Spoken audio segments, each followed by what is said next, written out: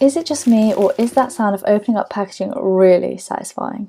Anyway, in this video I'm going to be unboxing the iPhone 12 Pro Max in graphite. It was officially released today and I'm super excited to see it in person. And there's that satisfying unboxing sound again. And there it is, the graphite model. I love grey, so I'm a big fan of this colour. I'll compare it with the Pacific Blue a little later in this video, but first let's take a moment to admire it.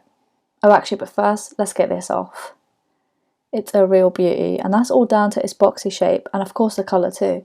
It's subtle but beautiful. It's definitely a bigger iPhone 5, which I'm really happy about because the 5 has always been my favourite iPhone to date in terms of the design.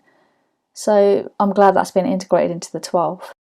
As you can see, the sides are definitely going to be catching a lot of fingerprints, but it looks sleek still. And you'll probably have noticed that the SIM ejector has now been moved to the left side, leaving the power button on its own.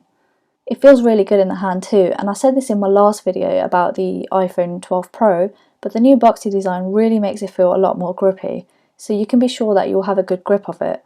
And you no longer have to lean your phone against something or hold it when you're on a video call thanks to the flat bottom, which makes the iPhone 12 Pro Max stand perfectly still on a flat surface. It's the small things. And yeah, there's still no USB-C on the iPhone, so you can still use your old